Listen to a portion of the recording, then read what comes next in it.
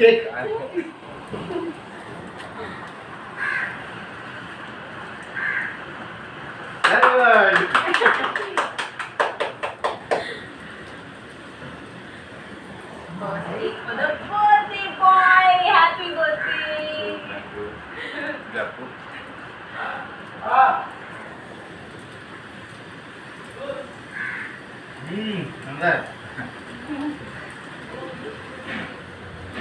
चला उद्या नवा दिवस नवी सुरुवात तुझ्यासाठी मस्त पार्टी ठेवली